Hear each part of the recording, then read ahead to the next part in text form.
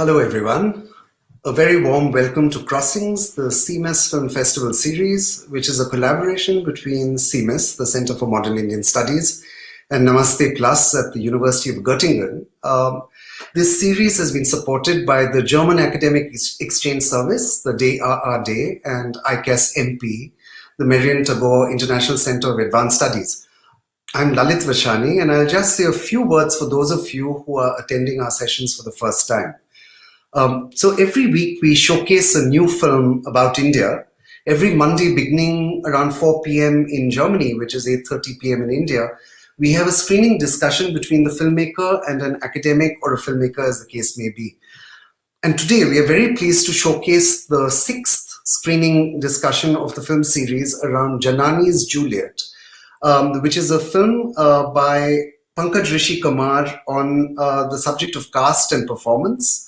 Pankaj will be in discussion with Shayani Mitra, who teaches at Barnard College in New York, and my colleague Nate Roberts from the Center for Modern Indian Studies will be moderating the session. So a very big thank you to Pankaj, Shayani, and to Nate for being here and for participating in this film series and in this discussion. Now, a final word about the format. After the discussion between Pankaj and Shayani, which will be chaired by Nate, we will be opening the forum to include a Q&A with the audience who are watching the live stream. So please do ask, or rather please type out your questions and Pankaj will be happy to answer them. A big thank you and a big warm welcome to everyone for being here. And now let me hand this over to Nate to begin the session.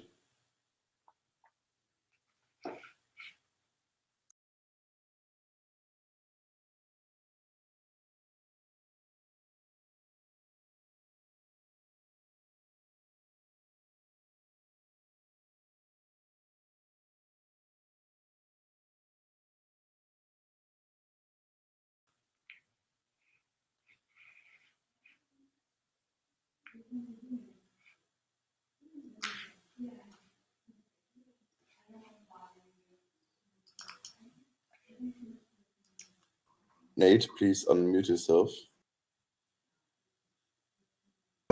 You guys, everyone got to see how my lips move when I speak. Now you will hear the voice. What I said is simply welcome to everyone tuning in via the World Wide Web. I'm going to just briefly introduce the main people who will be speaking today and then hand it over to them. And then in the last 35 minutes or so, we will take questions from the audience. So Pankaj Rishi Kumar is a one-man crew producing, directing, shooting, and editing his own films. Since 2012, he has been actively documenting Pondicherry, which is a former French colony in India, sort of an enclave within Tamil Nadu. Some of his films are Two Flags, which was 2019, Janani's Juliet, this is the film we will be discussing today, India's official entry to the Oscars, and To Die for a Frenchman, which is currently in post-production. These are 3 films which all engage the Tamil French community, its people, and reflect on the historical past of Pondicherry. Pankaj Rishi Kumar's films have been screened at film festivals all over the world and has received grants from Hubert Bals, IFA, Jan Virman Fund, Banff, Majlis, Sarai, and Padma. He was awarded the Asia Society Fellowship at Harvard Asia Center in 2003 and is an alumnus of the Asian Film Academy and Berlinale Talents. He also curates and teaches regularly. Shayani Mitra is a senior lecturer in the Department of Theatre at Barnard College of Columbia University. She teaches courses on performance theory, feminist politics, and Asian theatre styles. Her writings have appeared in academic journals such as Contemporary Theatre Review, the Drama Review, Asian Theatre Journal, and Economic and Political Weekly, and as well as news publications such as the Indian Express. She has been a Transnational Feminisms Fellow at the Barnard Center for Research on Women and is on the executive board of the American Society of Theatre Research. She lives in New York with her 2 daughters. And now I will hand it over to our speakers. I think Shayani would probably begin. Sure. Thank you for the very good introduction. Do you hear an echo or do you hear me fine? Okay.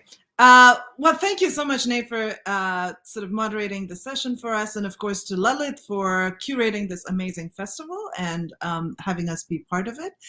I have to say that I am deeply sort of excited by the prospects of digital participation and the fact that we can do this between New York, Germany, and India. I do want to sort of give you a heads up. I am in New York City, so you will occasionally hear sirens when I am talking, and there's nothing I can do about that. Yeah.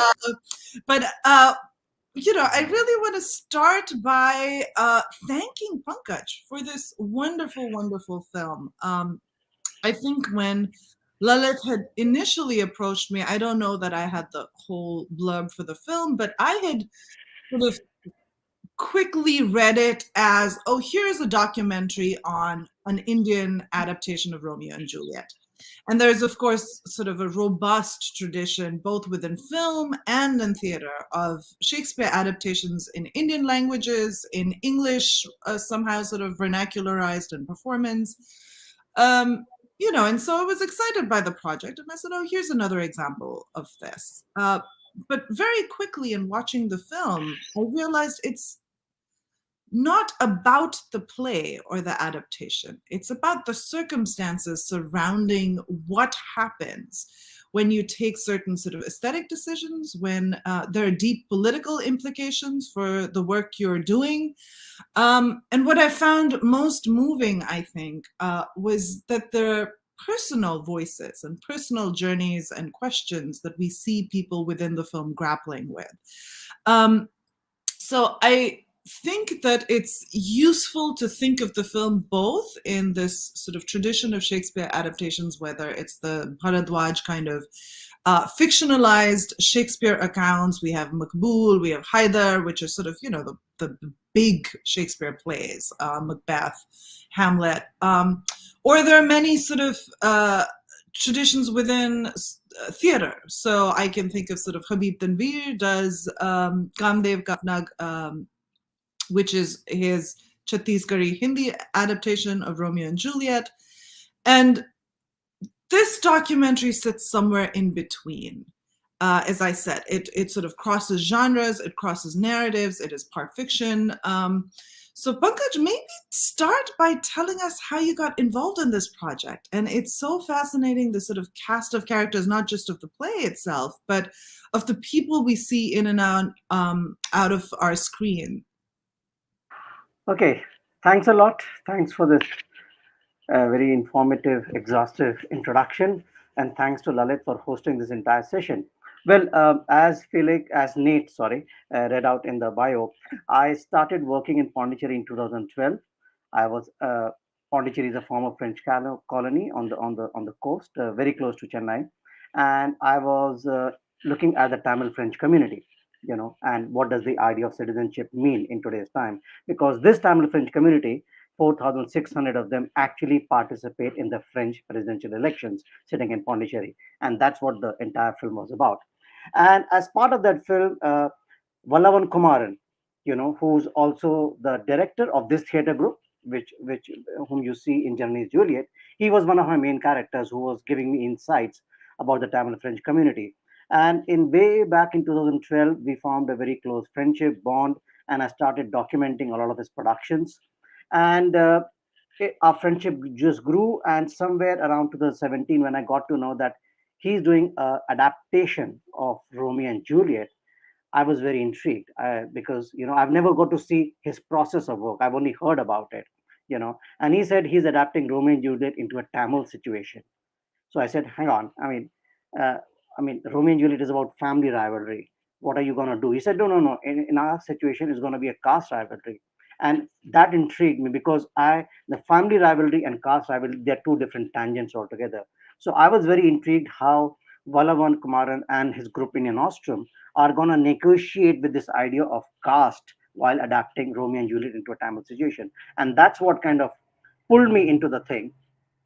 I landed there in Pondicherry sometime in June 2007, 17, and I was with the group for like 75 days. I shot for like 50 days, and believe me, shooting theater rehearsals is one of the most boring things on this planet, because the same thing is going to happen again and again. The interesting thing is, and that's what had attracted me, is that the group does not does not take scripts and, okay, and just translates them. No, no, no. So what they do is, if they take any script, they take that as a framework, and then they start improvising around the ideas and characters which are there in the original, in the script. And what you call the device performance, and that's what attracted me. How are they gonna be negotiating with this idea of caste? And so when I started the shoot in June, the group had already been working for 6 months. They had kind of frozen on what Romeo would look like, what would be his mannerism. They had kind of literally casted who Romeo would be, but they had no idea about Juliet. And around the same time when I joined, three young girls, they also joined the group, and the idea was that one of them would land up playing Juliet. So all three of them, they started rehearsing, and the group started improvising around what Juliet would be, what Juliet's character would be. And that's what, like 10 days into the shoot, I figured that's gonna be my hook. I am interested in these three young girls, how they interpret the character of Juliet, what they finally portray, and what they do they also believe in. So over the next, while I was there for 75 days at regular intervals, every like 15 days, I would have very long, exhaustive interviews with them about their reflection about life and the play, where the production was going, how they looked at it. At times put them into very difficult questions and stuff. I just wanted to get a sense of how much of their own real life and their experiences were now being put into the production, because that's what Balavan actually believed in. And if you see in the film, all these rehearsals, where caste became critical as a point of discussion, all those discussions kind of became part of my film. So it was difficult in a way, because as I said, you're there for 50 days shooting, you're just waiting for the right moment. The original play is 4 hours long. It's full of song and dance. What I was doing is, I must say, was completely different. It is what I would call a creative interpretation of what the group was trying to do. uh, um, and finally, this is what I towards by after end of 75 days, this is what I got. We, the group was leaving. They were actually going to France to perform, and so I literally shot with them till the last day. What I thought, they were getting into, it was only towards the end, like, let's say 3 or 4 weeks before the group was leaving for France, that we once again decided to go and meet Kausalya. you know and it was a very short meeting. She was busy with a lot of other things. We literally had a 1 hour meeting, and that entire meeting was on camera. I was We were recording the interview, and that meeting just became like something happened to me.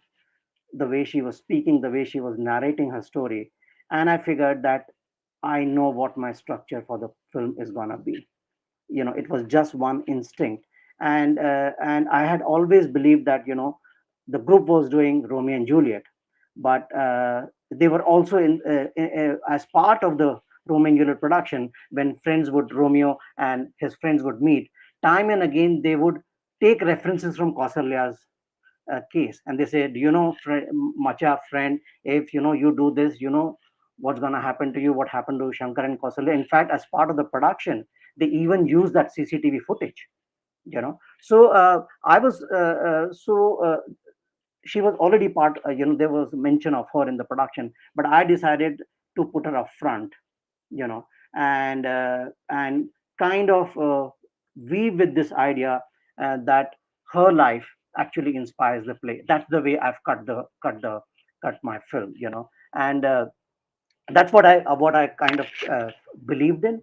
And that's what we get to see in 53 minutes. Yeah, so that's like a trying to be brief about what the production was about. Yeah, so now we can get into something much more critical. Sure. Yes, of course, and thank you. As you said, it's a real tour de force for 53 minutes. There's so much we cover. But maybe a place to start would be, and keeping in mind that you're in India, people watch this film in Germany, I'm in New York, we might have sort of some understanding of caste and how it operates. But the film, to me, really gives a very, I would say, tactile exploration of how caste sort of functions day to day, right? I don't think it's a stretch to say the film is about touch. It's about desiring touch, and it's about having touch be taboo in caste situations.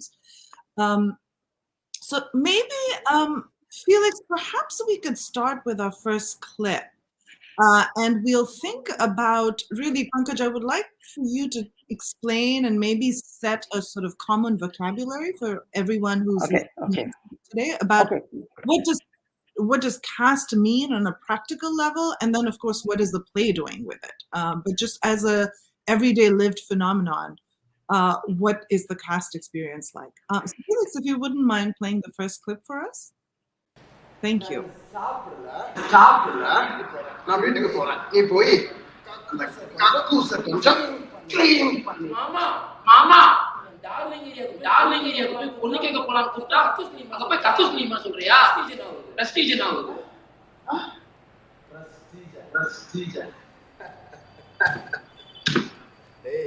டேய் உனக்கு எல்லாம் prestige கிடையாது அது முதல்ல தெரிஞ்சுக்கோ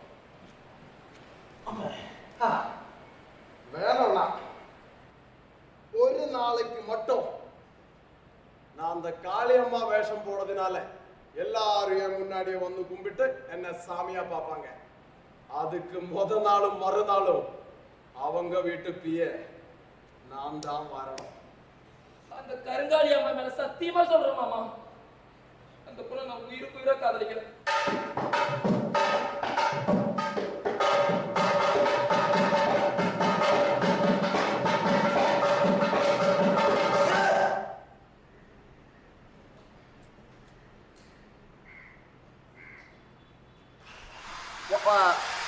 Why I'm fighting like this?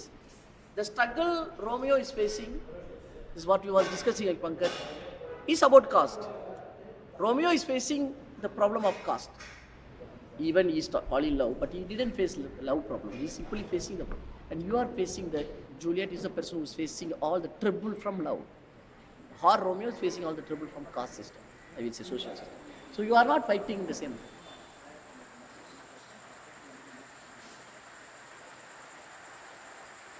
College முடிஞ்சு 1 மணி நேரம் லேட்டாக தான் முடியும். அதனால நான் அவுட் பஸ்ஸில் போக வேண்டிய சூழ்நிலை இருந்தது. அப்படி போகும்போது சங்கர் இருந்துட்டு என் கூட என்னை விடுறதுக்காக பழனி வந்தான். அப்போது பழனி வரும்போது அந்த கண்டக்டர் வந்து நான் சங்கர் கூட இருந்ததை பார்த்துட்டு எங்கள் அம்மா கிட்ட சொல்லிட்டாரு, இந்த மாதிரி உங்கள் பொண்ணு ஒரு பையன் கூட வந்துட்டுருக்கு அப்படின்னு சொல்லி. ஆனால் அவருக்கு என்ன தெரிஞ்சிருக்கு, எனக்கு அவரை தெரியலை. The contractor is denounced to the mother, saying, I saw your daughter with a boy. Then she went home, called Shankar. She used very, very bad words to insult him, to shout him. Jack.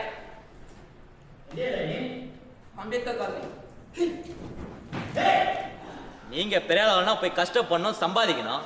அதை விட்டுட்டு எங்க வீட்டு பொண்ணை கல்யாணம் பண்ணிட்டு பெரியாளவன் கணக்கு பண்றியா? தங்க பார், நாங்கெல்லாம் 10 வீட்டுக்கு படி அளக்கிற சமுதாயம். ஆனா நீ 10 வீட்டு படியேறி பிச்சை எடுக்கிற நாய். நீ உனக்கு எங்க வீட்டு பொண்ணு கேக்குதா? தங்கெல்லாம் சும்மா விடக்கூடாதுரா. உங்கெல்லாம் கொண்டு போய் உங்க தாயோட கருவு இருக்கு பார், அந்த கருவில வச்சு கருவா இருக்கும். நீ யாரா? நீ நான் உனக்கு தூதா? உடுமலைப்பேட்டையில கௌசல்யா சங்கருக்கு என்ன நடந்துச்சு தெரியுங்கள? அதே தான் நடக்கும் உங்களுக்கும். உங்கெல்லாம் வாழ விட மாட்டோம்.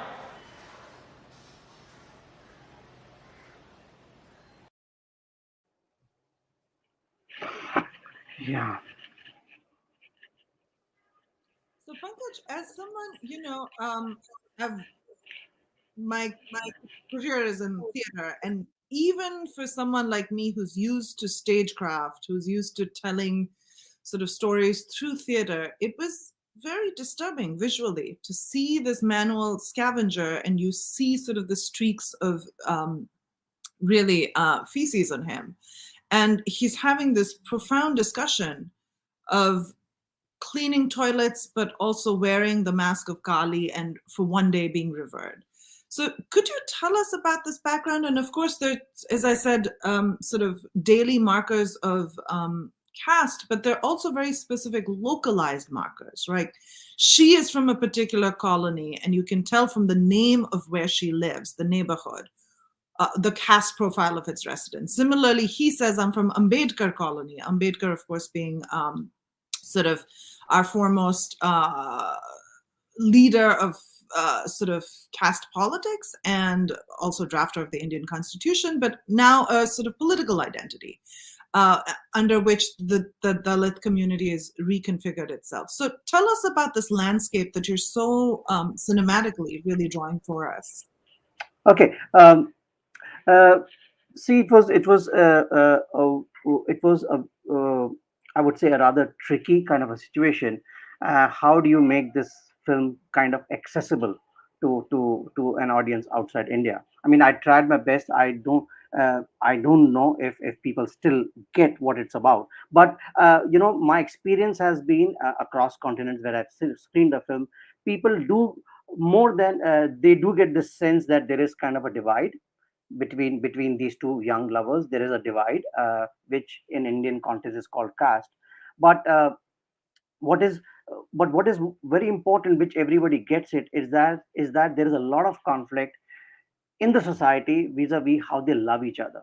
And that for me, that was interesting, that how screenings across America, people got that, okay, there is some real conflict as to their identity. They would not understand caste, but they did understand that these two people have separate identities which are not okay in the social setup. And yes, both normally what one gets to hear from India is that there is a conflict between the upper caste, the Brahmin, or the lower caste. In this situation, it is interesting because Kausalya is from a lower caste. She is a Thevar. She belongs to the Thevar community, which is an OBC community. And Romeo, or Shankar, or in this situation, he is actually a Dalit. So we are talking about fight between the lowest of lowest castes. Even over there, there's a hierarchy. And so it's like if even in that hierarchy there are subsets, and one group asserts that I'm higher than you, and the other group says no, you are lower than, that you cannot be ever higher than me, you'll always be a low. So that was the conflict in the situation, and it took on strange proportions because Kausalya's family never agreed to to her love affair with Shankar, and which led to them murdering Shankar. Now, this is not a one-off case. If you go deep, I mean, Tamil Nadu is infamous for something like this. I've been given to understand they're close to like 150 cases every year in Tamil Nadu, which we call honor killings, and which is simply that there are two individuals belonging to different castes, and the society around them, the parents around them, the friends around them are not in agreement, and the family, it's the family which kind of indulges and kills one person or the other. So this was the kind of a landscape which unfortunately still exists. And this question of honor killings, I would say it's not just Tamil Nadu, it's across India. I mean, if you look at newspapers every week, there's at least it finds its way into the press, where you get to see that young lovers, they run away from home, and but even though they're adults, and they but the family is not comfortable with that idea, and they indulge in honor killings. So what the other thing is, people normally, we kind of associate, oh, it's gonna be most of these elopements are to do with love jihad, it's a Hindu Muslim or across religion. No, it need not be. In fact, a majority of them are within this caste setup, which is not acceptable to people. Now, I will not kind of jump to the conclusion that you get to see only in villages or small towns. No, this question of, because caste as an identity touches your human psyche, it touches your so-called well-being, and depends how you react to it. So the cities are not spared from it either. Time and again you will hear of one hears of cases coming from even the big metropolis, in India. So this is the kind of social framework in which the caste was operates in India, and that's the framework I was dealing with. At the same time, what was interesting, because that's where when the group would start improvising, they will bring in their own experiences, how caste uh, marks its way in day-to-day life. And that's when we discovered that there are times that for one particular day, this the Dalit, the person who's actually a manual scavenger, is suddenly put on a pedestal. He's actually becomes a goddess, and he or she is revered by the community. It's a very strange kind of, I mean, I only got to hear about it. I've never seen such a thing, but I found it very odd how your social positioning changes just for one day, and then you're back to square one. And it's like, and the way Kausalya narrates her story, it sounded like, I mean, the fact that she was talking to a boy from the lower caste in the bus became an issue. I mean, you can imagine, where the brains are working. How are people looking at caste?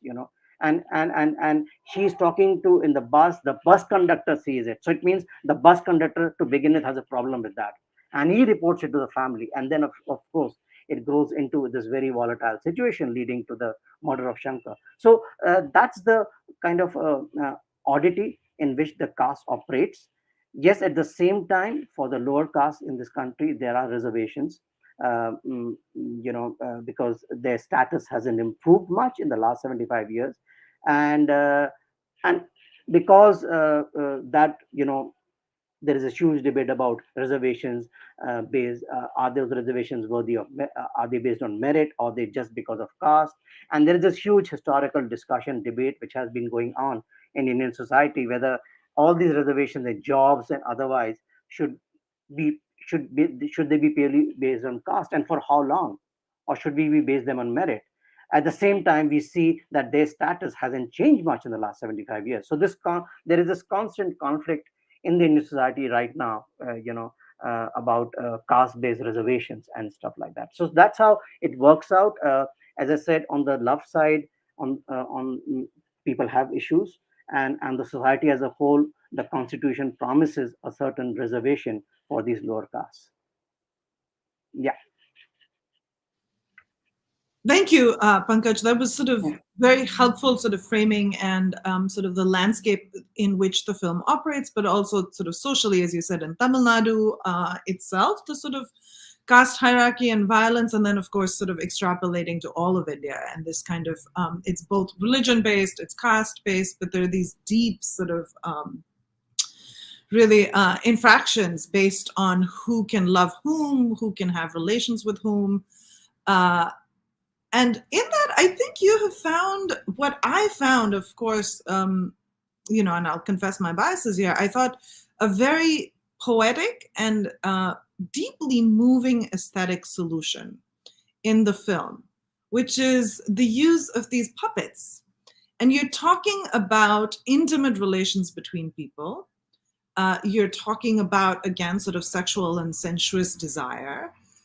And you resolve it. I think you sort of navigate this very delicately through the use of these puppets in the film. And we'll see a clip in a second, but I do want to sort of preface for our audience who's watching this live stream that India itself has many puppeteering traditions. And there are 2D shadow puppets in Karnataka.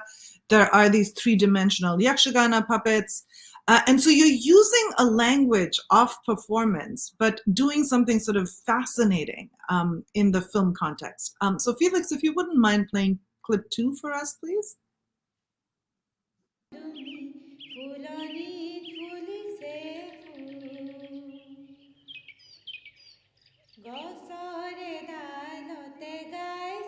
ஏன்னா சாதாரணமாக ஒரு இறுக்கமான சூழ்நிலையில் தான் நான் வளர்ந்தேன். பெண் வந்து வேகமாக நடக்கக்கூடாது, நடந்தால் சத்தம் கேட்கக்கூடாதுங்கிறது தான் எங்களோட குடும்பத்தில் பெண்களை வச்சுருந்த நிலமை.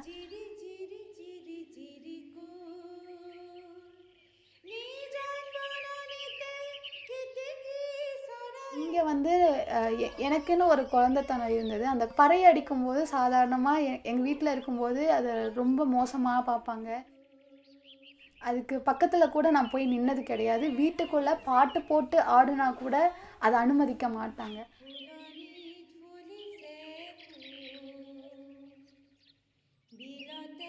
இங்கே வந்து சங்கரோட வீட்டில் வந்து இருக்கும்போது அந்த பறை வாசிக்கிறதுக்கு எல்லாரும் முன்னாடியும் என்னால் ஆட முடிஞ்சது.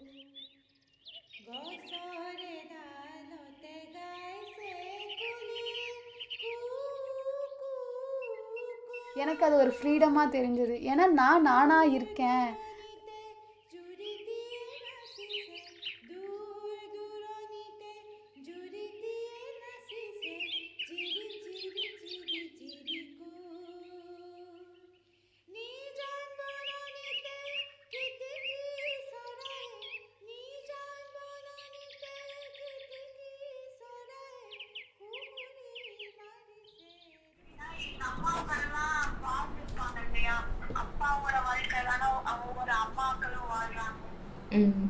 அவங்களோட வாழ்க்கையை வாழ்றது கிடையாது. ஏன்னா எல்லாருக்கும் சாப்பாடு செய்யணும், துவைக்கணும், அவங்களுக்கு பிடிச்ச விஷயங்களை செய்யணும். அவங்க இதுதான் அவங்களோட வாழ்க்கையா இருக்கும். இதுதான் வந்து எனக்கும் அவங்க அறிவுறுத்துற மாதிரி அவங்க வாழ்ந்துட்டாங்க. நான் வந்து என்னோட முடிவுக்குன்னு என்னோட கருத்துக்குன்னு எந்த ஒரு குரலும் நான் கொடுக்க கூடாது. சாதாரணமா சொல்லுவாங்க இல்லையா, கல்யாணம் ஆச்சுன்னா பெண்கள் எல்லாம் இப்படிலாம் இருக்கணும்னு. அது எல்லாமே இந்த சங்கர் வீட்டுல உடம்புது. எல்லா ஆண்களுக்குள்ளேயும் ஒரு ஆண் அப்படிங்கிற ஒரு எண்ணம் இருக்கும், ஒரு ஆணாதிக்கம் இருக்கும். ஆனா இந்த காதல் அப்படிங்கிற ஒரு இது வந்தனாலேயே இயற்கையாவே அமைச்சுட்டு அந்த உணவு எடுத்து சங்கருக்கு வந்து என் மேல ரொம்ப பார்ப்போம். நான் ஒரு 5 நிமிஷம் என்னோட முகம் வாடி இருந்தாலே அவன் சரி பண்றதுக்கான எல்லா வேலைகளையும் அவன் செய்வான். Romeo was a metal, become a gold because of love. I have seen feeling Shankar, he was a normal man, right? But because of love he become gold. Both had a big transformation, not only Kausalya, he also become someone very taking care of her, become an angel, you can say. When we are hearing this, we have the impression he was an angel.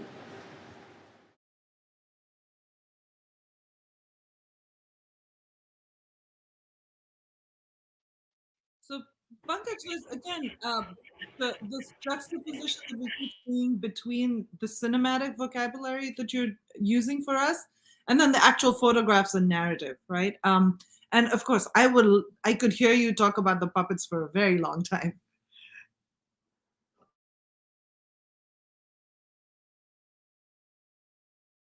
This entire film is an interpretation of the reality, what I saw, how Indianostrum was adapting the play Romeo and Juliet. So, so as I said, they believe in devised performances. So they kind of improvise. And so one of the improvisations one day was okay, so they elope, they get married, and that's a beautiful scene. If you have seen the film, it's on they get married on the rickshaw, and I mean, it's just very nice. And so the idea was, so if they do get married, they elope and get married, how would they express their love? So that became a challenge. How do you show the so-called wedding night on the big screen? How do you share that with the audience? Because one of the important tangents, ideas, I would say, in the play is love. It's constantly moving between love and caste. So how do you depict love? And the group kind of broke up into different subgroups, and they came up with improvisations. And out of those improvisations, came this idea. They were just puppets lying in the group's possession, and they actually took 2 puppets, and they kind of, what you see, undressing them, and they just did a kind of a silent performance, and that became, a very big thing, and people could understand. that okay, this is what, and they just did it silent. And it was only later, of course, the group decided, of course, they would add some kind of music in the background, and things like that. And for me, that became a very poetic incident. So I said, okay, I need to use it in my film, but of course, I can't be using it the way the group uses it in the theater production. So I've used it, in a different context altogether. I've changed the soundtrack completely. So, and for me, the emphasis was love, love, love. Exactly. So, so in the background, you have these. I created a kind of a forest field kind of a situation. So they're isolated. It's middle of the night, nowhere. So I add that soundtrack. I also add this soundtrack of this girl humming, and this was one of the young girls who was humming a love song in Assamese, and I just found the sound of it very beautiful. And it wasn't important for me that I subtitle that. At times you use things just for the sound quality. It's as simple as that. And of course, I did know that she wasn't talking anything odd. It was all about love. But I decided to use it just as a sound, not as a text. And once I used that, I realized it can't be a one-off thing. I mean, you can't be seeing, in a documentary film, you suddenly cannot see, you know, two lovers like this. And that's when I realized that, okay, so Romeo and Juliet are, these two puppets are actually Romeo and Juliet. It's not like that in the play. And that was my interpretation. And so in the documentary, I start and I went back to my cut, and I added this layer of puppets, Romeo and Juliet as puppets. And you see these puppets from the beginning to the end. In fact, towards the end, you see a sense of a closure where those puppets are put back in the box. So you kind of create a narrative using these puppets, which in the play does not exist. It's your interpretation altogether. So that's why when they're talking about Kausalya is narrating her story, that she fell in love, but you're seeing how these girls are reacting to the puppet, how close they are to. And and for me, these are the moments which became very sacrosanct. The way these girls were, as if the the puppet of Juliet actually became an extension of their body, and I could feel that.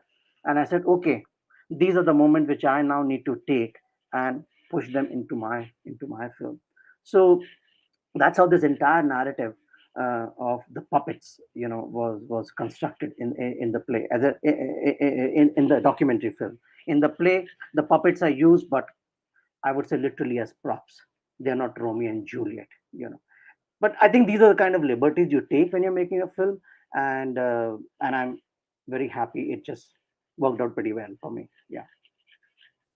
And I think it truly works for the audience. There's a sort of, again, like I said, I thought it was deeply moving and sort of cinematic in the way in which, the care with which these puppets are handled, but also how beautiful and poetic they look. Tell us a little bit about, there's a snippet in there where Kausalya says, I used to love the parai drum, but in my own house, I couldn't even hear it or dance to it. But in Shankar's house, I heard it. And we don't have exactly that moment pinpointed as a clip, but even in the film, in one of the improvisations, we see this parai drum, this girl come, and we tell her father, look, I learned this thing, shut your eyes. And he is also excited for her. But with the first sort of sound of the drum, his face changes, right? And I have to say, he's a marvelous actor, and you really see that transformation of the shock of hearing the sound of the drum. Tell us a little bit about the history of the parai drum, and again, why is it a caste transgression? And I think that might be sort of helpful context for our viewers here.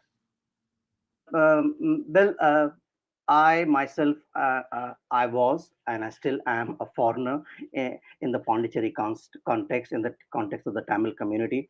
And while the play was being rehearsed, one day the group, broke into three groups, separate groups, and the idea was to make short films.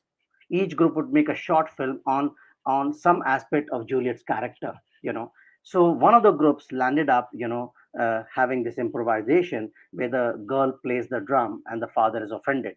Now, what I figured out, that's when I was also learning constantly. The pariah drum is associated only with the lower caste, you know and it is if you see an upper caste person touching it or even playing it, it's like a no, there is no way. It's associated with the lower caste, and that became a huge problem. So in the short film which we did, the father gets very upset. He says, throw this drama out, give this girl an oil bath, she has to like purify herself, how dare she touch something like this. And that's what Kausalya is talking about in the interview, that at her house she could have never touched the pariah drum. I mean you can understand there is what how you were earlier talking about how caste plays out. This is how it plays out. That there's a particular musical instrument which is only associated with a certain community. You can't be touching it. And Kausalya loved the pariah drum, but she could not. But only when she got married to Shankar, she could freely play it. And it's very strange if you because after the murder and everything, she married again, and she actually married a pariah drum player. You know, yeah, yeah, the person whom she's married now to, he's a pariah drum player. So it's odd again, how the caste kind of plays out, in this context. And for me, again, I was constantly trying to draw references from real life, how caste plays out. And when this reference came up, it had to be, it became part of the documentary. First, if you see the film, initially you see this clip, this scene where the father gets very upset, and then of course Kausalya also talks about it, as a matter of identity, as a matter of pride. uh, why it was so important it was like you play the drum and you've broken a barrier. You've broken a very big barrier. It sounds very odd to people sitting, on the other side of the fence, maybe people like you and me, but it was like, wow, it's such a big deal. And which is of course is taken as an insult, if people get to know. And it was part of this that, they attempted murder, and they succeeded. So yeah, so that's the context of the pariah drum in this particular film. Yeah. And to me, as you've said before, those are the two sort of, if I have to look at the polarities of the thematic sort of exploration in the film, it really is caste and love. And as you said, or we saw in an earlier clip even, where the director says, Romeo is he is fighting caste. Juliet is exploring love, but for him, the big battle is he is sort of coming up against this.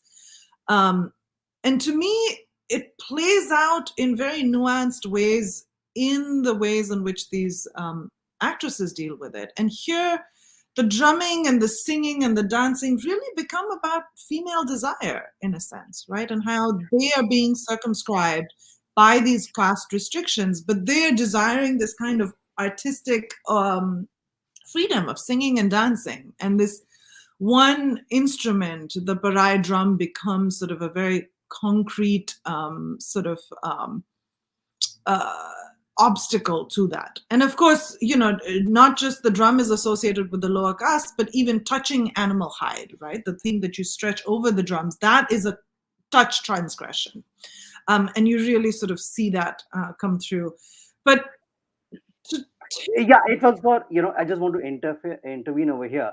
It was for this reason. I mean, if you see the documentary film, 3-4 times in the film, I have deliberately put the drums on the track, at important junctions, just to make an association of what this playing of the drum could, what is the sound of it. You get to see it once or twice in the film, but it sounds like any other drum, and that's the oddity. So if it sounds like any other drum, then what's the transgression? What's the transgression? And as you rightly said, the transgression seems to be the transgression of touch, which is, again, if you see in the film the way the cinema hall scene plays out, the fact that they touched each other became a transgression. I mean, these are the kind of problems the group articulated from their own experiences, how they face caste issues, or the way the caste had kind of echoed in their lives. And these experiences became, part of my film. The rehearsal space became part of my film that way. Yeah. Pankaj, here though, and this is, I think, the mastery of your filmmaking, which is we constantly sort of go back and forth between this poetic artistic language and really the very hard, very difficult realities of caste-based violence. And maybe we can we'll watch another clip, and then I really want you to tell us about the difficulties of telling Kausalya's story. And when we had chatted earlier, you had a sort of very interesting backstory to the use of the CCTV footage here. But Felix, if you could play the third clip for us, and then sort of we can have our discussion.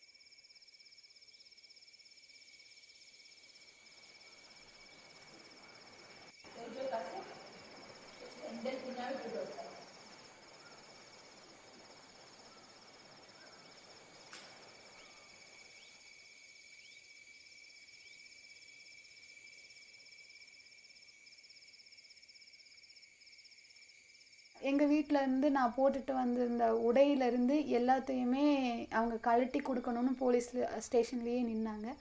செருப்புலேருந்து எல்லாத்தையும் நாங்கள் கழட்டி கொடுத்தேன்.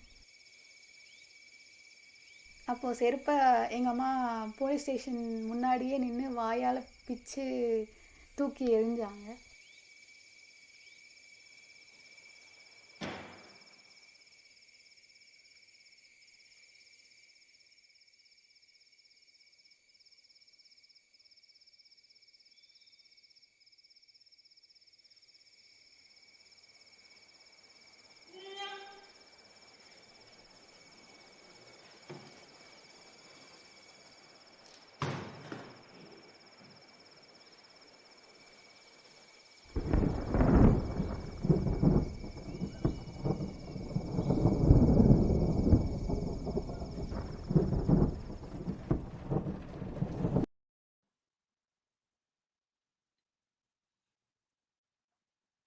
So there's so much going on, including just, very simply the blueness of the color scheme of Ambedkar Colony and how that particular shade of blue is sort of part of the Dalit sort of political reaffirmation as a color we associated with that. And then, of course, this very, very difficult scene of the mother sort of speaking out against Juliet. And, since in the few days that since I've watched this film, I can't get what Kausalya says out of my head, that my mother took the sandals back and bit them, right? Like the rage and I don't even know what one does with an anecdote like that. It's just so powerful and so deeply disturbing. tell us about the scene and also the sort of overlay between this and what Kausalya is narrating to us has happened. Okay. As I said, the entire process which the group follows is very dynamic. It keeps changing every day. It keeps changing. They keep improvising and they keep changing the play. So after the Balavan, the theatre director, and myself and one of the actresses, we went and met Kausalya, and in the experiences which she shared with us, one of the experiences was what happened at the police station, and she narrated in graphic detail what exactly transpired at the police station. That the mother actually, she actually asked, Kausalya's mother said, "I want all these clothes back now. You can't be wearing these clothes. These are clothes which belong to us, my family." So Shankar had to actually run out, buy a set of clothes, and change into those new clothes, and Kausalya had to give those clothes back. Then the mother even asked for the slippers, and this was real life incident, and what she narrated to us. And after that interview, it was important for both Vallavan and me that we play back that entire interview of Kausalya to the group. So you see that in the film, in the documentary film, that it's being played back on the big screen. It's being played back for the theater members, and of course, out of the entire material, they really got moved by this police station incident, and immediately the group jumped and they said, "Okay, we need to improvise something on this." And there were multiple interpretations to that scene, adding their two bits and experiences, and that's what the group came up with. So imagine you're through with 90% of your play, and suddenly you add one more scene. That's how this group operates, and that's makes it so dynamic. So they spent the next 2 days just improvising what would have actually happened in that cop station. And so this scene came out of the improvisations, and for me it became an integral part of my documentary. And if you see the film, this is the scene which actually follows into a bit of rain as a kind of a precursor to disaster doom, and which is followed by the CCTV footage where Shankar and Kausalya are attacked. you know uh, so and if you look at the scene, once again, if earlier we realized that as a part of the caste politics you cannot play the drum, here you see the caste politics playing in another extreme. you know I mean, the mother saying, "I can't, I want my clothes back," and she actually bit the slipper. I mean, maybe out of anger, but I think maybe out of again some kind of a hatred that these slippers and these clothes had been polluted or something. I don't know. I don't know what exactly her intention was, but it does again reflect on a person's psyche who is so disturbed by this when two lovers belonging to different castes profess their love. So it was an extremely disturbing scene, and there was no two ways. It had to be part of my final film. And that's how it kind of plays out in the documentary for you. Yeah. And of course, this is the problem, right? We're finding artistic solutions to things that happened in real life. And we see, as you say, this intercut between these two stories. And this is the difficulty, is that there are women, in this case the mother, who are as much upholders of this patriarchal caste system as the fathers or as the patriarchs of this. And you had this is the part of what the film ends with, and then you sort of had a further uh, sort of end to that story where you talk about the actual court case. And you tell us that the father and I think it was an uncle, they faced charges, but the mother and her brother, the mama, I imagine in this case, don't face charges. So maybe we can talk about the actual sort of politics and difficulties, the legality of the case. But maybe we'll start that with the CCTV footage, and then you can tell us the landscape of what happens in the actual legal Kausalya Shankar case.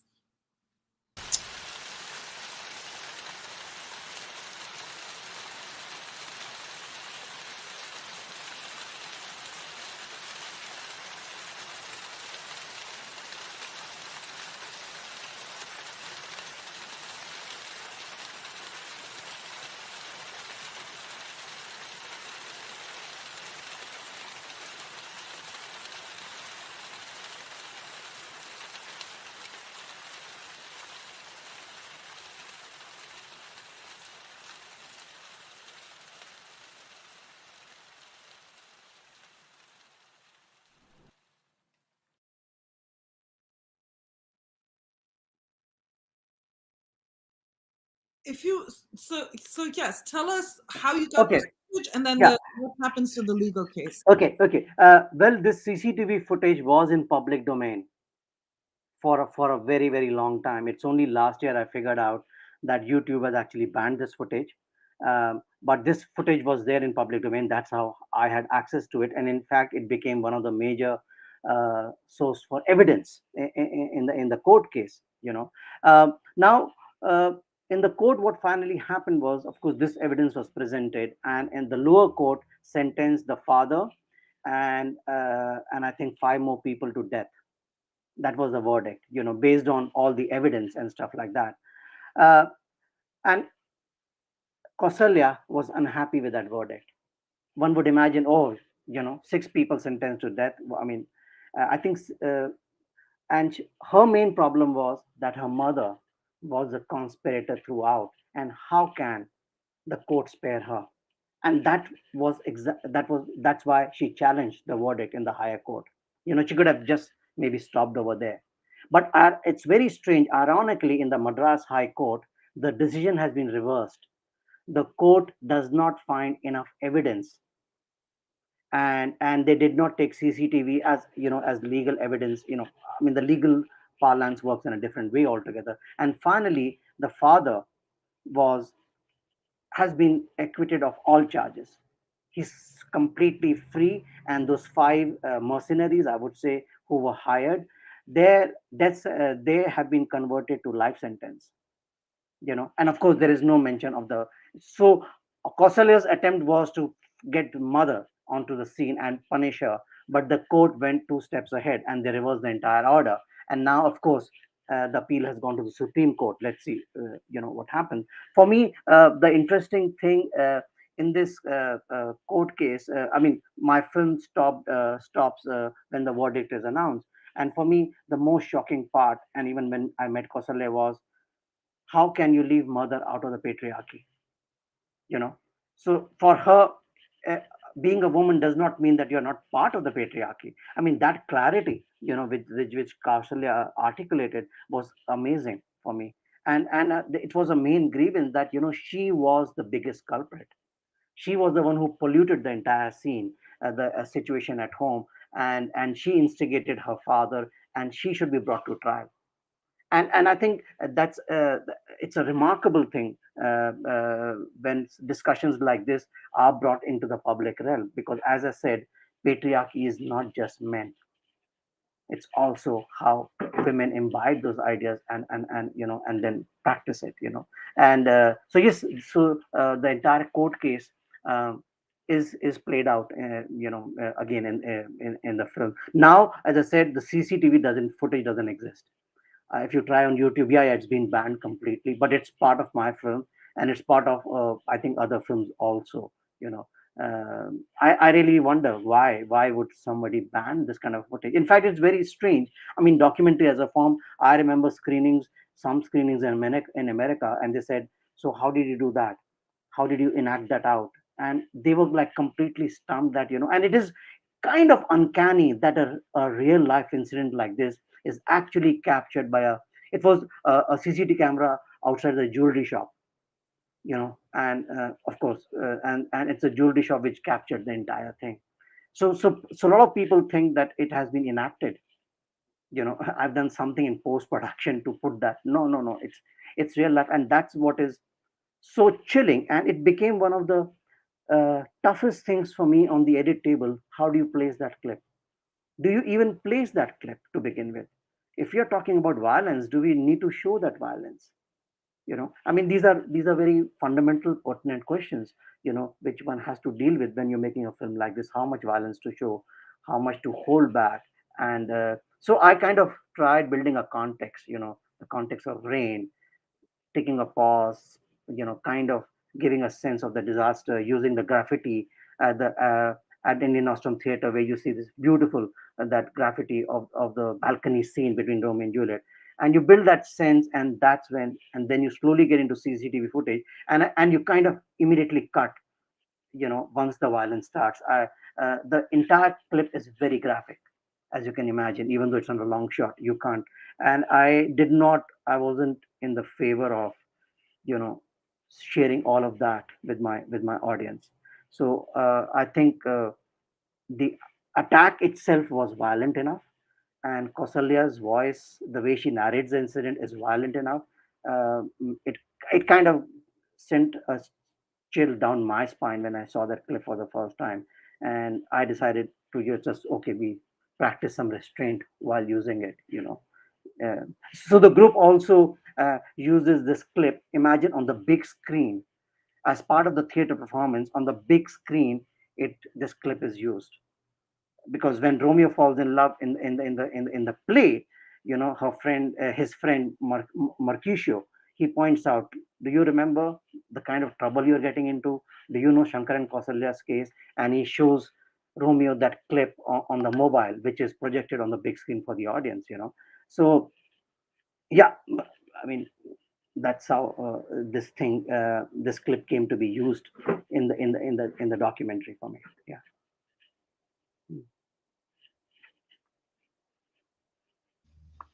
Pankaj, I don't mean to put you on the spot, but I do want to pick up on several things you said in this last exchange. Okay. I think this is what part of the Semis Film Festival is doing, is bringing all of these filmmakers together. I feel like you were giving us your credo for documentary filmmaking, and you say some very profound things in terms of what are the responsibilities of a documentary filmmaker, what are the kinds of political and aesthetic choices he has to make, what is your relation to truth and documentation, what is your responsibility to the audience, what is your philosophy of filmmaking? Oh my God. Well, when it comes to violence, that's the trickiest of the lot, I must say. Because actually, when I was editing the film, I realized the film is very violent from the first frame, literally. There is a lot of conflict. And I had to, because everything what Kausalya says, there's nothing pleasant. It's always a conflict zone. And coming from that innocent face, 18, 19-year-old, it sends a different message altogether to the viewer. And one has to keep that in mind. How the body navigates itself in the frame, how people articulate themselves, and that entire experience, interviewing Kausalya, I found it, I've never experienced violence like that. There was so much violence in just the way she was sharing things with us. So it became quite a tricky thing for me. Should I or should I not use this clip to begin with? And it became the trickiest thing on the edit because this clip, if you look at, I mean, from a documentary practice, you can begin the film with it, you can end the film with it, or you can put it where I put, or choose not to put it. Let's put it this way. Uh, I was strongly of the view that it needs to be there. It needs to be definitely be out there. And but I was also sure that I have to practice restraint because for me, what is interesting is this idea of surveillance. And which is now slowly increasing in society.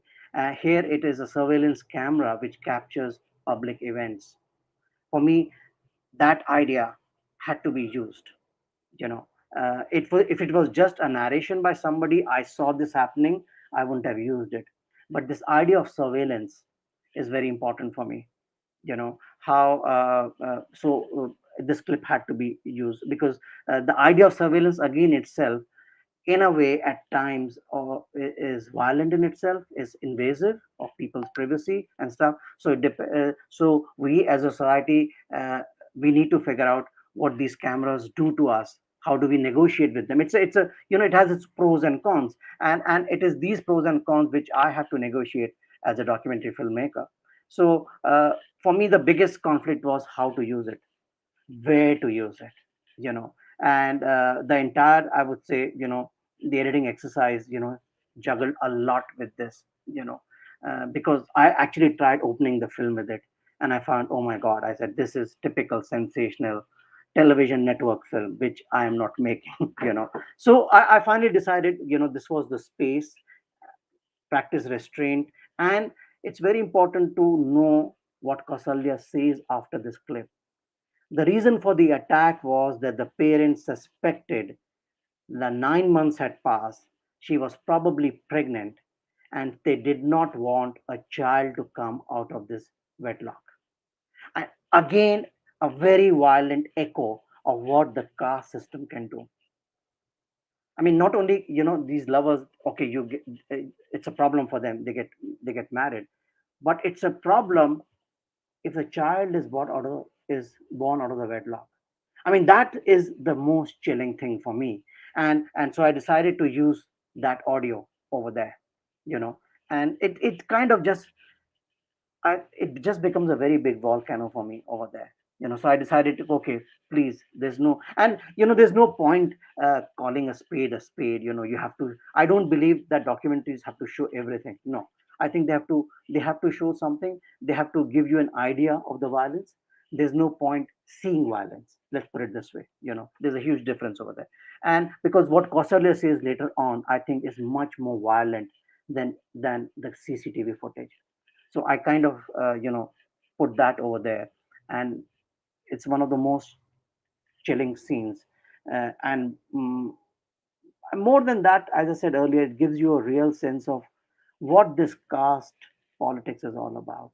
I mean, it can be, one can fall down so low, that it's a problem if a child is born out of this wedlock. I mean, nothing, you cannot think of anything worse than this. And yeah, that's how this scene was cut, keeping these ideas in mind. Yeah. And Pankaj, this is exactly why I think this film is such a triumph, about the sort of very, very sensitive and nuanced things that you do, and this referring to the violence but pulling back from sort of exploiting it. It's what my students would call trauma porn, right? Like, we are not interested here in trauma porn, but we're as I said, the sort of quality of this film that I think shines through is love, and exploring ideas of love and what love means to different people, particularly, and this is something you said in your prefatory remarks to us, and I want to bring us back to that of course this is about Kausalya and Shankar and how their story gets used by both Indianostrum but also you in some kind of documentary fashion, but you are interested as much in these three actresses exploring the role of Juliet, right? And I think it's useful for us to sort of return to the beginning, which is to say the film is not called Romeo and Juliet, it's not called Shankar and Kausalya, it's not called Indianostrum does Romeo and Juliet, it's called Janani's Juliet. Yeah. There's something about this exploration of these actresses. So maybe to sort of round that discussion, okay. Felix, if we could see the last clip that we have sort of lined up, and then we can talk about the role of love in this film. Yeah, sure. Shakespeare will detain is in grave. Why I added detain is in grave. And also, you asked me, there is nothing about Juliet. I gave you a scene and you are not happy. Please do it. I never said I'm not happy. It's almost like I give you this chocolate, you're not happy with this chocolate. For you, scenes are like chocolates. Eat. Come. We're fighting for Juliet. படிக்கலாம் அழகா தான் இருக்கு. நிஜமாவே எப்படி தோணுமா? அப்படியே செத்துறணும்னு தோணுமா? நாளை யாருக்கு சாப்பிடணும்? எதுக்கு சாப்பிடணும்? காதல்னா? Or one of these poems say, என்னை பார்த்தா உனக்கு காதல் வரலையா? என்னை பாரு, பார்த்துக்கிட்டே இரு, உனக்கு காதல் வரும். ஏன்னா நான் உன்னை பார்த்துக்கிட்டே இருந்தால் எனக்கு காதல் வந்துச்சு. Something like this. One time you look, பார்த்துக்கிட்டே இருந்தால் காதல் வருமா? Because he brought something beautiful. He said, love come by look. It can be one letter which is like this can disturb. No, because I remember one of the friends who asked me when we were young, like, ஆமா என்னமோ அப்படி தொட்டா காதல் வந்துருமா? அது என்ன இருக்கு அந்த டச்ல என்ன இருக்கு? She used to be like, what is so crazy about that touch? She used to be small. So you touched him. He said, nothing. Nothing. கல்யாணம் பண்ணிட்டதுக்கு அப்புறம் வருமா? ஃபர்ஸ்ட் நைட்க்கு அப்புறம் வருமா?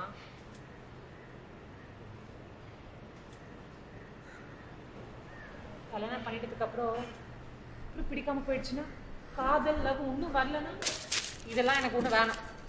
இதெல்லாம் நம்மளுக்குலாம் சரி வராது.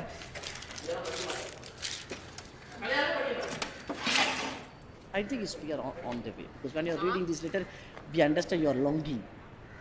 The one point you start dancing with, and you see the dreaming. I think we are preparing Juliet to the meeting. And we are doing. What is very surprising in Shakespeare is no preparation. Why do you have to choose one over the other? That's something I have not understood. Like, it doesn't have to be this or that. Love is there. But I feel like in a real situation, you can negotiate. You can find ways. Love is the basis of existence. I love you, I love you. I don't have to get married to love someone. I can love someone without getting married. For love, no one should die. பர்சனலாக நான் வந்து love வந்தால் எல்லோரும் அப்படியே பைத்தியம் மாதிரி ஆயிடுவாங்க. இவ்வளோ நாள் நான் அதை அக்செப்ட் பண்ணல. ஆனால் ஒரு சில விஷயத்துக்கு அப்புறம் ஓகே நிஜமாகவே அப்படி தான் இருக்குது அப்படின்னு நிஜமான வாழ்க்கையில் அப்படி தான் இருக்குது போல் அப்படின்னு தெரியுது. இவ்வளோ நாள் நான் அப்படி யோசிச்சது கிடையாது. ஓகே லவ்னா தெரியல.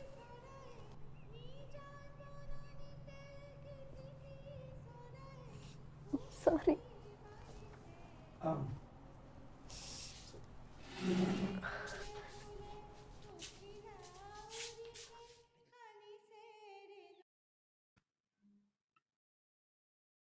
I could really watch that last minute loop for a long time. The utter transformation from her, she's, I don't believe in this being blinded by love, and it's never had any sort of salience in my life. And she's giggling in this very endearing, sort of embarrassed fashion. And just that switch over to having tears in her eyes, and how deeply profound this exploration of love is. And I thought that, in the beginning, the first clip that we watched, where these women are like, the director's kind of teasing them. Here, I gave you a scene. Do what you want with it. Why are you not excited by this? And they're like, well, we are fighting for Juliet. And so tell us about Janani's Juliet and these three extraordinary Jananis that you have in the film, and how beautiful that is. Okay. I think I'll first kind of talk about the documentary form and how is that connected. See, if you see the film very closely, it kind of, at a very simple level, it tells us Kausalya's story, how Kausalya's, and then you take that artistic license and you kind of weave in a narrative that how Kausalya's story affected Indianostrum, and they are in this process of doing an adaptation of Romeo and Juliet. Of course, you bring in caste politics, and and in the end, you get to know what happened to Kausalya and her lover. Now, this is a very straightforward narrative. This narrative had to be there in the film. But then for me, the basic question was, what is this film about? What is this film about? Is it about caste politics, which is there throughout the film, or is it about something else altogether?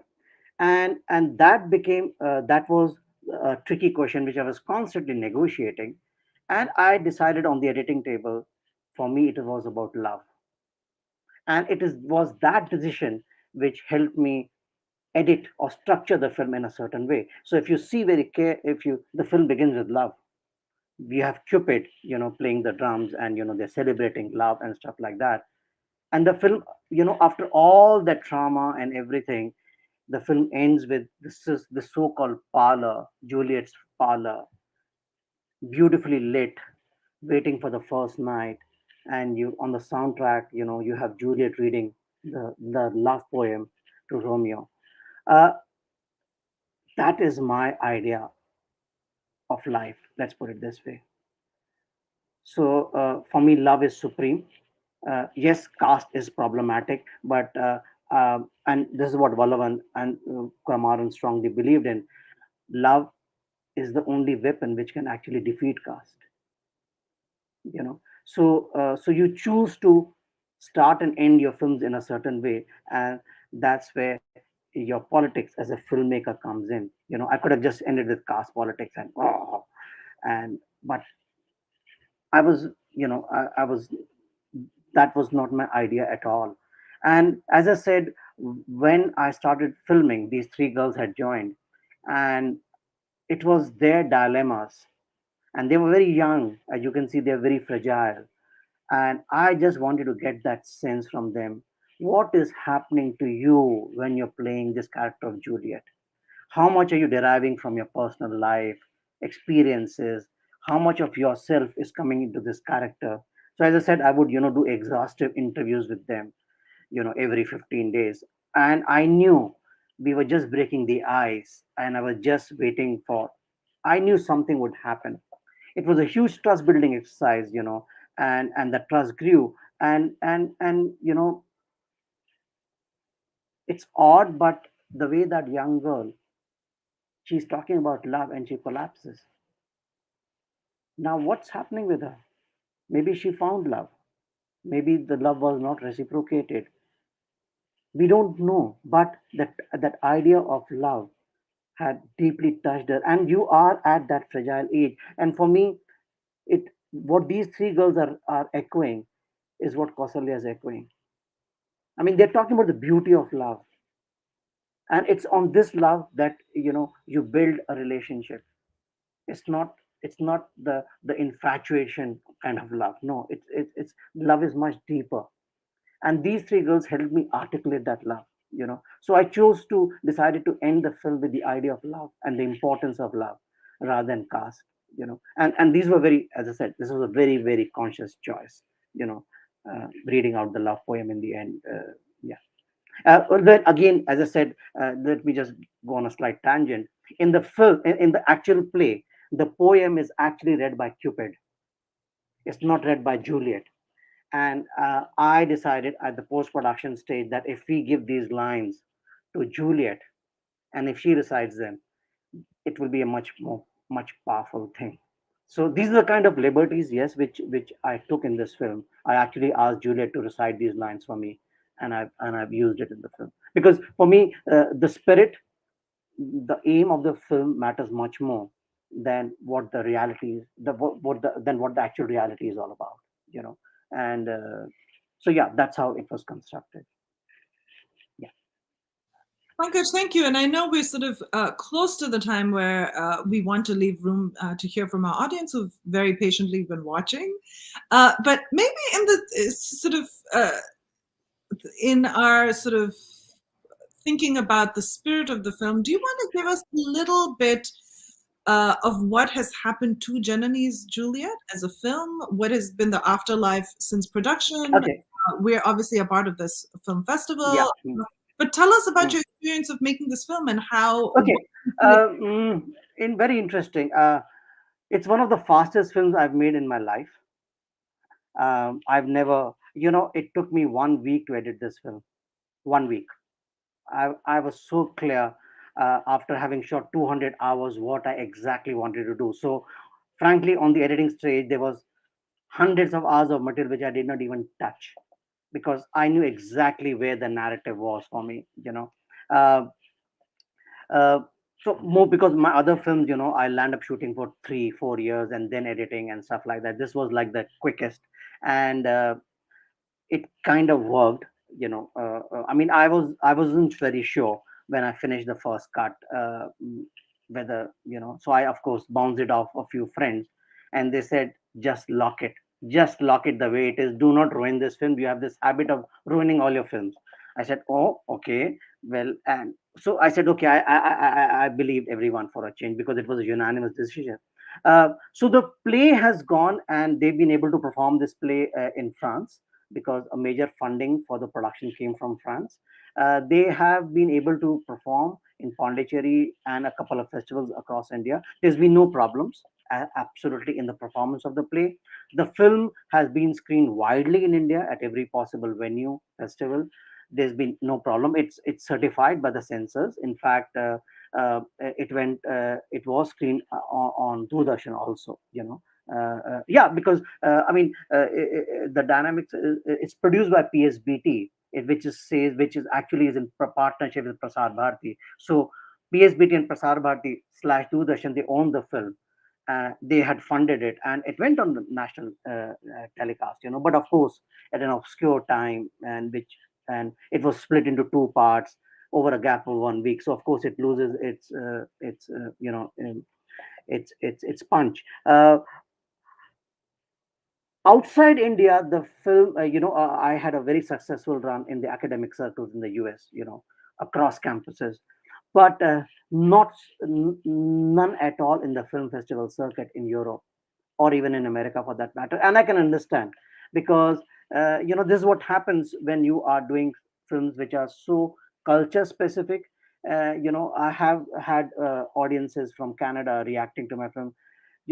They just don't get it, the dynamics of caste, because it's the film is very subtle. So what's the problem if she cannot play the drum? Well, I cannot explain to you. I'm sorry, I do not believe in explaining things in any of my films. I expect my audience to be smart and mature. So yes, this film is, because it's so deeply rooted in the Indian context, it's a complete wipeout at the European film festivals. And even in America, it is picked up in some small festivals here and there, or the Indian film festival and stuff. It did not like make it in the big festival circuit, which I was expecting. I'm and I have no problems with that. But yes, I've never had such a wide viewership for any of my films, what I had with this film, because I think it's a it's a straightforward narrative to begin with. You follow a narrative thread. Yes, it's done very subtly, it's done very beautifully, but because you follow a narrative thread and it touches the point, it makes its points very brief, quickly, and in a very succinctly. It's been The festival run has been quite remarkable in India now.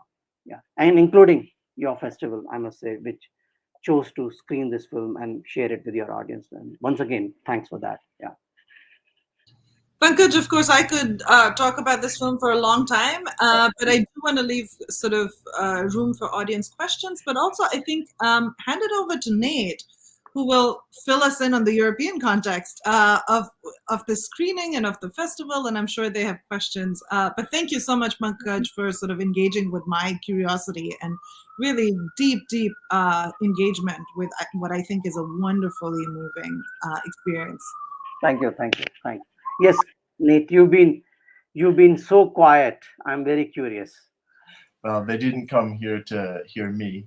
But I will. My role is really just to pass on audience questions, and maybe elaborate on those with questions of my own. But one question, just a very nuts and bolts question, someone asked is about. It seems that the play was staged in a number of different styles. For example, there's this Cupid scene. There's some scenes that seem very realistic, some very stylized. One where the actor seems to be using sign language. So the question from the audience is, what did the play ultimately look like, and were these just different sort of experiments that they did, or did they all go into the final product of the play? You mentioned it was 4 hours long, so so what you see in the documentary, most of the scenes which have been used, they were exactly used like that in the theatrical production also. So that so the scene, the wedding night scene, that's the way it's played out in the film. But there they use some chants and things like that in the background, which I completely disagreed with. So I've taken scenes, yes, there is Cupid play all over the place. Whatever you see in the film, those scenes actually kind of existed in the way they are in the final production. In fact, a lot of what I've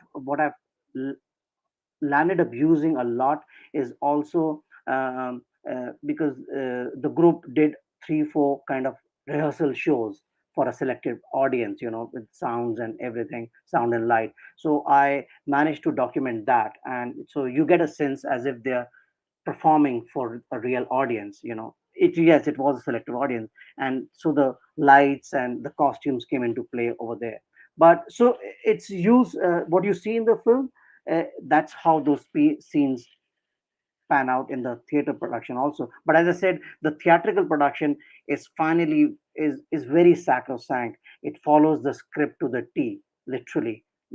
There's no deviation from the script, and that so it's a 4-hour play with so many songs and dances that you just go on and on. And I was very from day one, I wasn't interested in making off Romeo and Juliet. No, no, no. I wasn't keen to make a film like that. I was very clear it's gonna be my interpretation of what this thing is all about. Yeah. So you have to. One has to just if one gets a chance, one has to just get to see the play and compare it with what I've shared with you, and kind of compare the two. Yeah. Okay, just a follow-up question, and then I'll move on to some questions from Aju John.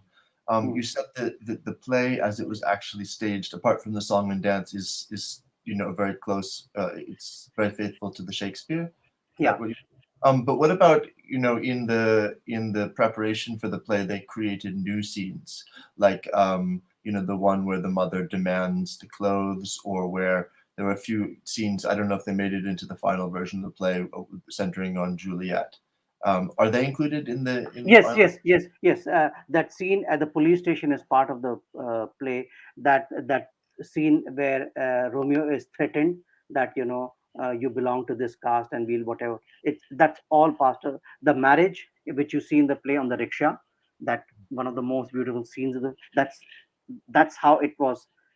That's how it is played out in the actual theater production. Also, yeah, they actually got a rickshaw. So in Pondicherry, it was very easy to get a rickshaw on the stage and do it. But they actually cut the rickshaw in 3 parts and took it to Paris and assembled it over there all over again.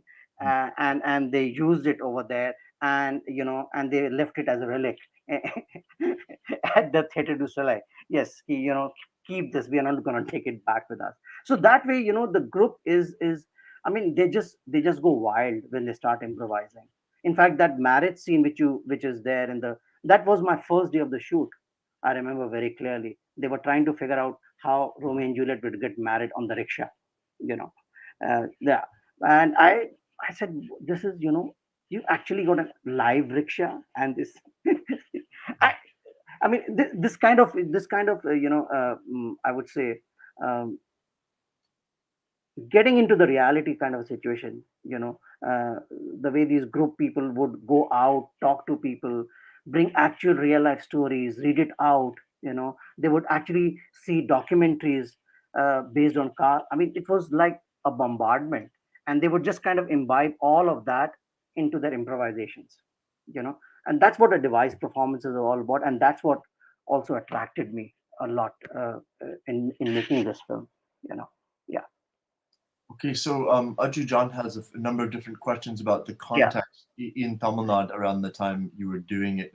He points out that your film came out around the time of the Pariyarum Perumal incident, and also at a time when mainstream Tamil cinema is having a lot on caste and violence, and he cites Mari Selvaraj, Vetrimaran, and Paranjit. Are these in the background for you? I don't want to ask you to comment on other. No. I'll be very honest up front. I knew about some films, or some of these films happened after I had finished my documentary. But there is a long tradition in Tamil and otherwise, even in Bollywood, of using caste as a background to films. And I was aware of a lot of these films, but they did not become a starting point. I did not refer to any of those films or documentaries, while I was getting onto this production of mine. Absolutely none. Yeah, but yes, the context was there. I mean, every day you were hearing news coming out in Tamil Nadu and across India about honor killings, and they're still happening. for me, that context remained throughout. Yeah. Okay, then there's another question also from Aju Jana, sort of combine a few of his questions. Yeah. He got the impression, based on the final product, that actually there'd been a great deal of editing and cutting and figuring out how to go. So I was also surprised he said it came together so quickly. And sort of combining this with a question of my own, one thing I really loved about the film is the way you showed the creative process of the theater troupe itself and of the director, how he's experimenting as he goes. Do you feel that's kind of mirrored in your own approach, or did you kind of imbibe that? I don't know your other films. Okay, there's something which I need to share with you. I did theater for 12 years, from when I was in class 6 to final year college. And we back in Delhi used to follow the same process. We start with an argument and we improvise and we use the device method. And so we never took any script. We never adapted. All our content was original. So when I saw when I saw what Vallavan was doing, I was reminded of my own theatrical process, and I said, I need to jump into this. So I actually, in a way, I knew when to point the camera, when to roll the camera, and when to not. Because a lot of my past theatrical experience came into play. So a lot of the time, the focus was on what are these improvisations gonna be, and the camera actually became part of these improvisations, because when the group would be planning or devising, they would split into 3-4 groups, subgroups, and plan how to enact a scene. And the camera would visit these groups, what kind of the way they are approaching the scene, and because I knew that's where the dynamics of improvisation lies. So my focus was, a lot of the time when they were improvising, if they were rehearsing, I wasn't keen to roll at all, because this is just a rehearsal. You're gonna just ad lib some lines. I'm not interested. That I'll get in the final production. What I was interested in was the improvisations. So throughout, the camera was just keen, and the camera became part of the improvisation, because I would just stand, be part of the group, and I would ask questions to Vallavan. So in the final film, you don't know, a lot of those questions maybe came from me, but you do not get that sense. I must say, thanks to the group, the amount of trust they put on me. It's a very problematic situation to be in. You're devising a production, and there is an outsider who is documenting this process and giving you access to their private lives. I mean, it's a collaboration, I must say, between me and the theater group. You cannot make films otherwise, not in, especially a film like this. So for me, improvisations, and then very slowly, anything improvisation around caste or love. Okay, I'm rolling, I'm shooting. If you're rehearsing, I'm going to take a break. I'm not, yes, that's how 50 days of shoot. So you can imagine it was maddening. Absolutely. Yeah. Well, given that you were asking them questions along the way, and as you said earlier, even discovering the Tamil context, I like how you said you're a foreigner in that context, and learning it and seeing it with fresh eyes. So I imagine that your being there actually contributed in some way to the final outcome of the play. You probably don't want to credit in that way, but it must. Yes, in a way, maybe because you see the way Vallavan, he's a very free, free person, and he wants ideas. He wants people to just flood him with ideas. So we had, and I've known him for like years. So we would constantly be in conversation how scenes can play out, and he was very receptive to. And it was actually one of those days when we decided, okay, let's use film as a device. And the group was splits into 3 parts and makes 3 short films on Janani's character. I mean, these films will not become part of the theater performance, but that process, that process of trying to understand Janani, and that's what I believed in from my theater days, and that's exactly what I was trying to document when Vallavan was doing the same thing. Yeah. Yeah, you really did capture that, and I think Shayani made this comment at the beginning, but so much of what's magical about this is the process of discovery that you see the actors going through themselves. I think that scene at the end where one of the actors, sort of ducks down shyly and comes up, with tears was just really powerful. There was another scene which I wanted to ask you about, and then I'll go back to audience questions if there are any more.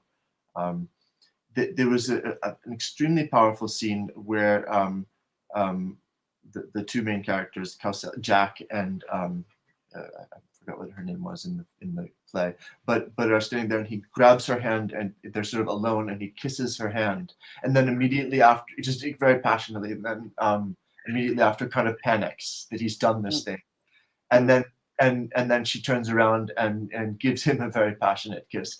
Was that improvised, and did that make it into the final play? Yeah. No, it was improvised. It was improvised by the group, and because they were trying to figure out, that in this magic of cinema, because they actually go to see a porn film. They actually go to see a porn film, and these girls, they dress up as men to go to see a porn film, and in the darkness of the theater, the both Jack and both Romeo and Juliet, they they go away from their friends, and they land up meeting each other, and how would they react? It was improvised like that. And what was beautiful for me was that even in that incident, is that the touch was spontaneous between them, but the way director breaks out, and Romeo suddenly out of the blue starts actually talking in English and reading chaste Shakespearean, you know lines. Oh my god, that was, I don't know if he did that in the final play, theater play, I don't know, but for me that was pure magic. And Vallavan is quite famous for doing this, in the sense that he has done productions where people talk in 6 different languages, and you figure it out what they're saying, because the body language, the context says everything, and so he works like that. For me, that was just beautiful. I mean, that was pure love for me. That scene, and Romeo breaking into Shakespeare. Wow, that was, but again, immediately after that, the context of touch, the purity of the touch comes in.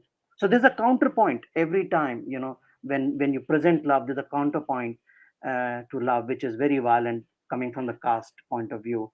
And this entire idea of touch, and the maid cleaning her up, oh my god. And you realize, and it was over a period of improvisations that they figured out that, uh, will it be a conscious, will Juliet be very conscious, or is it an accident? And that's what if you see in those 3 scenes, it becomes as an improvised thing, but by the end of it, Juliet wants to kiss, you know and that growth in the in the dynamics of how love plays out.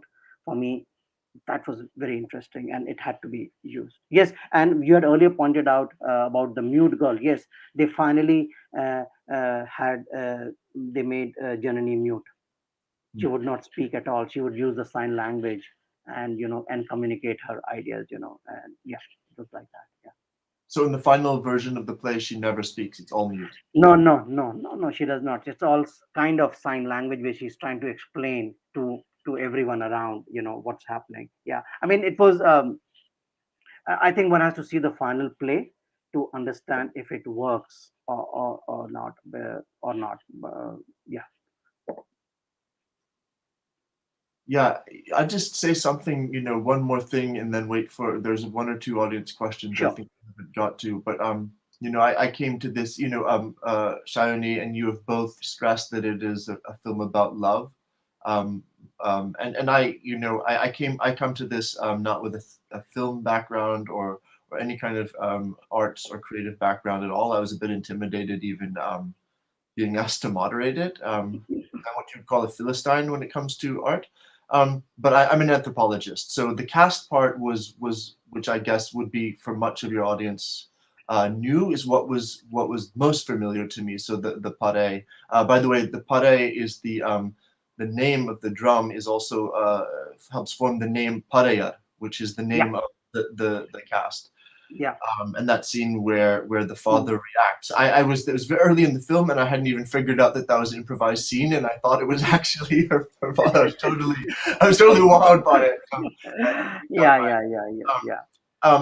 But yeah, what the film showed me, and this is something that anthropology or ethnographic method just can't really get or hasn't got, is that the intimate experience of love, and this is a part of it when we talk about caste and honor killing. So the high level of honor killings within Tamil Nadu doesn't come as a surprise to me, and that they tend to be within specific certain castes, Teva being one of them, who are a traditionally ranked low caste, but they're very powerful caste. They're a dominant.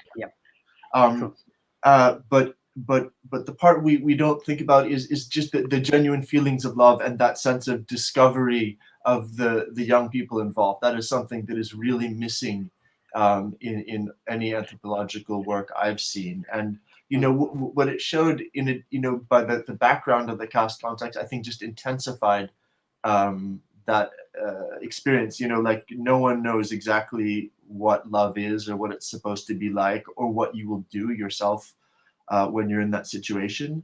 And I feel like because their love was so transgressive, it took this basic possibility of and radicalized it, of them discovering something different in yourself. And I feel like the interview with Kausalya, and then the actors and actresses reflecting on that and experiencing and discovering was really just quite incredible.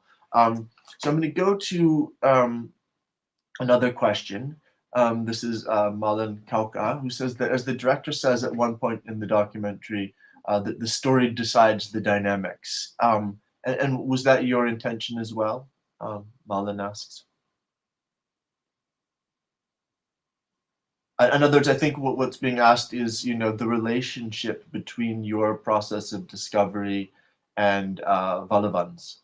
Well, that is the spirit of the documentary, that you discover as you go along. Like, for example, when I started, my focus was, okay, let's see how Valavan negotiates caste in the adaptation of Romeo and Juliet. 10 days down the line, my focus changed completely. I said, I wasn't interested in anyone in the group. I was just interested in focusing my camera on what these three girls were going through. And then you start exploring that, and then you figure, oh my God, I need to get a sense of what these three girls think of love. So I believe in that genre of documentary where you are constantly reinterpreting reality, negotiating with reality. I don't go with a script ever for any of my films. So you just go with the flow. And so for me, the process of making a documentary is always much more rewarding and enriching, because the final film, you don't know how it's going to work out. So yeah, I believe in I've always believed in going with the flow. Yeah. And just constantly renegotiate, re-challenge yourself, give yourself more problems, and just keep going on and on. Yeah. I'll come to another question by Amvel, who asks, maybe this is more of a question for Balavan, but you could maybe answer it too, is what was the logic of having Juliet being played mute? Oh, I really can't, because I couldn't figure it out, frankly. This was one of the, I mean, these are the kind of wild things the group would do. So one day it was, okay, it was some wild idea. So what if Juliet is mute? Okay, so let's start improvising. And the next 5-6 days, they improvised a lot of scenes where Juliet would just be mute. And the group kind of came to an understanding that, okay, this is the way we would like to play Juliet. So of course, there was this kind of an echo or a discussion that, uh, by playing her mute, we are actually kind of suppressing. We need women to speak out. And then the same old thing, oh, it's so cliched, contrived. But these are situations where the group went through, and it was their decision to keep Juliet mute. And but I think in the final play, the way the way the body, I would say, literally, the body moves across the stage, and It is so beautiful, and the way it so the body and the gestures say a lot. In fact, at by making her mute, we are not able to kind of articulate what's actually happening in her mind. In this documentary, Kausalya does that, but of course in the play that will not be possible. But by making her mute, we are able to see a kind of love which goes beyond the normal. So yes, there are pros and cons to this kind of an approach, but uh, I would go by the group. It was their choice, and yeah, one has to, I think, see the play to make a final call whether it works or not, for an individual. Yeah. Yeah. I'll just ask sort of a follow-up question about that. Yeah. She was mute, but she was using sign, and it seemed like there Yeah. was a scene where she was being coached in how to do that. It was actually quite amazing how quickly. Yes, yes. So that's the madness of this group. They actually got an actress who's an actress and who's also she's mute herself, and she's very good at the sign language. So she gave down for 3 days. She actually played Juliet in a couple of scenes, how she would interpret, and the girls picked up things, some things from her. They were all, of course, again living together, and they picked up few elements of the sign language. So that sign language became part of the theatrical production. Now I really don't know if it was true, what was every sign uh, literally subtitled on the big stage, on the big screen. I am not too sure about that, but as I said, by making her mute and by using the sign language, what they were able to achieve was this expression of love, that a girl who is mute wants to love, wants to get loved. And that idea for the group became very big, you know and at the same time, as I said, the psychological fallback is we do not get to know what is happening in our head, which where and the documentary fills in on that, by using Kausalya. So yeah, these are two different forms, and of course both the forms will be approached by two separate directors in two separate ways. Yeah. You mentioned at the beginning that when you arrived, the Romeo role, or Jack, had already been cast, but there were three young women who were we didn't know who was going to play Juliet. Who did end up playing it in the end, or did they all? The girl who is there prominently in a lot of scenes, especially in that scene when the mother comes and says, give the clothes back. She's the one who's reading the love letters. So she finally played Juliet. But again, the way the group works, everybody can fill in for the other person at the drop of a hat. And that's how a lot of these theater groups work. Everybody knows every other part, because once they start traveling, they land up in this situation where one character is not available, and so they rejuggle the roles and stuff like that. Yeah. um, Another audience question had to do with Kausalya's interview. Yeah. First of all, this person asked, this is Malan Kauka again. You mentioned that you structured the film based on Kausalya's interview, and the questioner also had the feeling that it follows the dynamics of the play and how the group deals with it. You've said some about this already, but yeah. Is the film of Kausalya's interview, is that incorporated within the play itself, or in the play, if I'm not mistaken, there are references which, as I said, the characters make reference to Shankar and Kausalya's case. So we get to see the CCTV footage. B, and I think towards the end of the theatrical production, there is a kind of a small, they have a small interview with Kausalya, and which is projected on the big screen, and she puts this entire theatrical experience in a context that, I'm Kausalya and this is what exactly happened to me, so an audience can kind of figure out, that what they saw for the last 4 hours was actually, was derived from Kausalya's real life incident, quote unquote. So yes, so they use these devices, I would say, in the theater production also, and they make it clear how Kausalya influenced them. Yeah. But I can vouch for one thing, irrespective how the theater production would have panned out. Once I met Kausalya, I was very clear that so even if Vallavan had decided not to use any of that, I was very clear that I would use it in my theatrical my interpretation of what was happening. Yeah. I'm just going to ask one more question, and Sure. then the final word to Shayani if she wants to say anything. So I'm assuming Kausalya has seen the film. Have you discussed it with her or had any interaction with her since that? And and she also mentioned that she has a sort of following on social media now. So has she commented on it either to you or to her, or discussed it with people? But no, unfortunately, that did not happen. I mean, I did share the film, and it was, apart from a congratulatory note, "Oh, thanks for making the film," I did not get any other response. Also, there's been a lot of films around her. Before me, Al Jazeera had done a complete film. There have been, I mean, she's all over the media and vis-a-vis documentaries, and so I wasn't surprised. She was happy with the way the film had panned out, and that was it. But no major discussions. No. Okay, just then I'll ask one more, since you mentioned Sure, go ahead. about her. Given that there's so many honor killings in Tamil Nadu, you said 150 a year.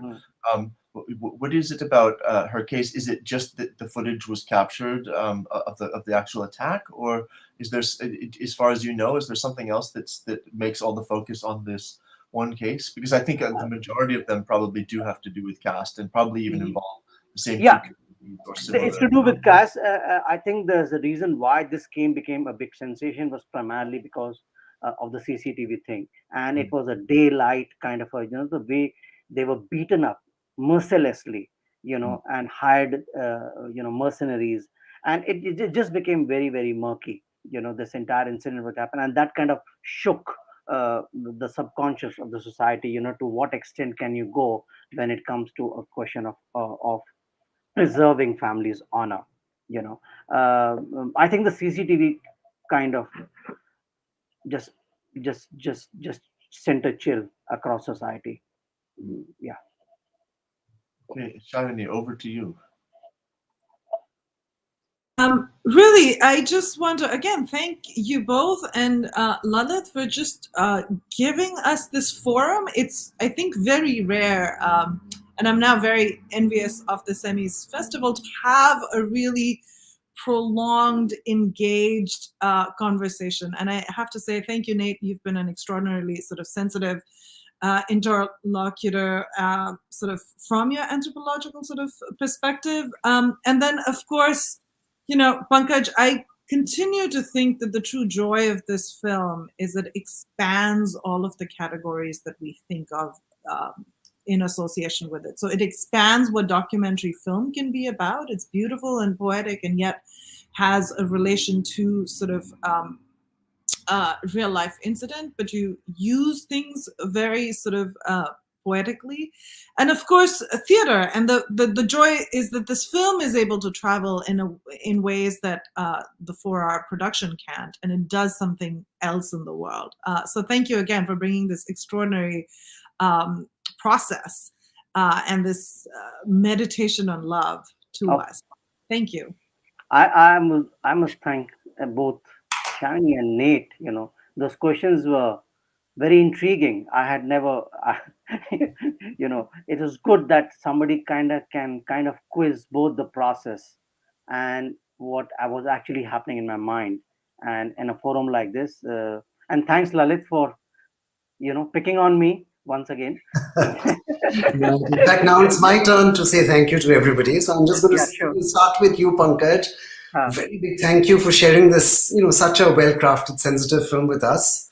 To Shani for her perceptions and insights, for teasing out the subtleties and the nuances, to make this actually such an enriching and wonderful discussion. and to Nate for having chaired the session, for the great additional comments and questions, and for moderating the Q&A. And of course, to our audience out there for being there and watching the whole session. Once again, a very, very big thank you to all of you. I'll just make a quick announcement before we wind up, and this is about next week's screening. Beginning on Friday, November 19th, we have a new film available for viewing online.